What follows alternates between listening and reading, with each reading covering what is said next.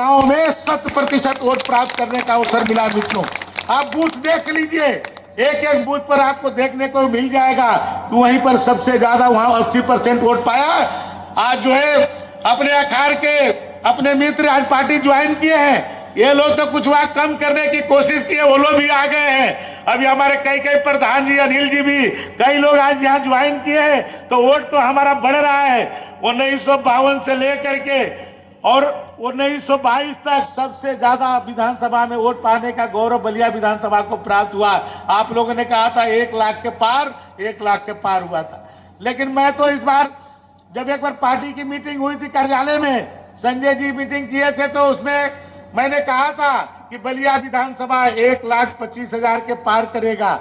लेकिन जब नीरज जी को टिकट मिला है तो हम लोग कहे कि 1.5 लाख का पार, क्योंकि जो 2019 का चुनाव हुआ था तो नीरज जी भी उसी गोल में थे।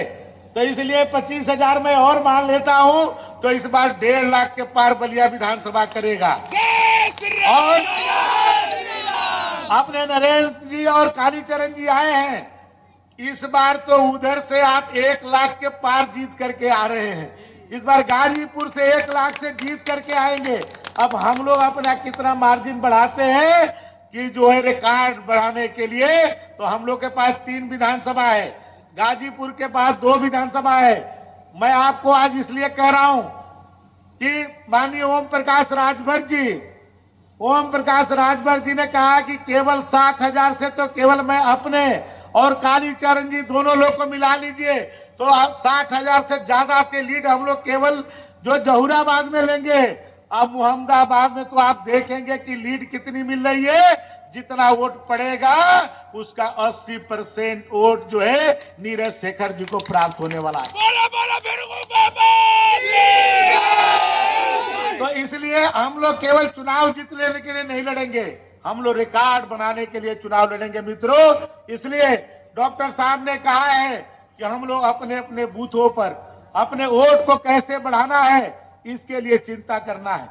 एक वोट भी खाली ना रह जाए जिसको वोट न डला पाए। हम लोग जो 85 साल से वो ज्यादा के उम्र के लोग हैं, उनको घर पर ही वोट डलवा देना है। इसकी सूची आप लोग पहले से ही बना लीजिए। जो विकलांग है 40% से ज्यादा, उनका वोट घर पर ही डलवा लेना है। इसकी सूची अपने वोटर लिस्ट से पहले ही आप लोग बना लीजिए। जो लोग मतदाता में चुनाव में लगे हुए हैं, जो शिक्षक है, कर्मचारी हैं, उनका वोट पहले ही डलवा लेना है।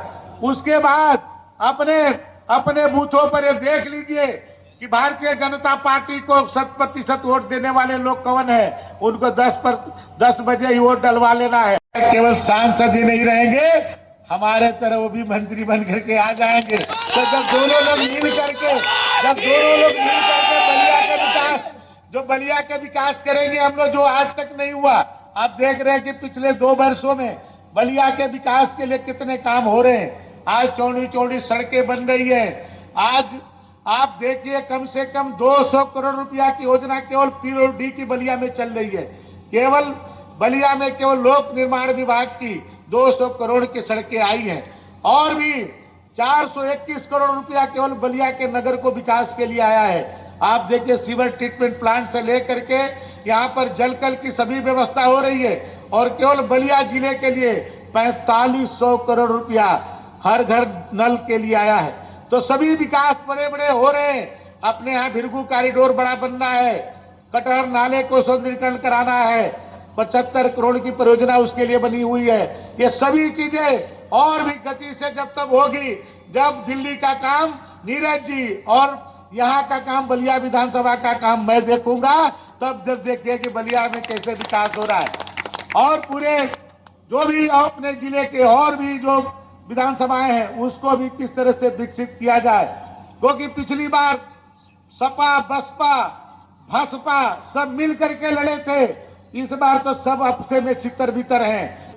इसलिए इस बार राम मंदिर का निर्माण हुआ है, इसलिए बलिया में इस बार रिकॉर्ड मतों से हम लोग माननीय नीरज शेखर जी को जिता करके संसद में भेजेंगे। आप लोग रमापति जी को इसके लिए आश्वस्त करके आप लोग जयकारे लगा करके आश्वस्त कर दीजिए कि हम जो कह रहे हैं आप लोग इस पर मुहर है कि नहीं है। हम बोलेंगे भारतीय जनता पार्टी जिंदाबाद, जय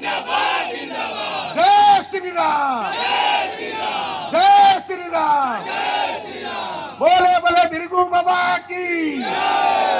भारत की गारंटी, मोदी की गारंटी। फिर एक बार मोदी सरकार। कमल का बटन दबाएं, भाजपा को जिताएं।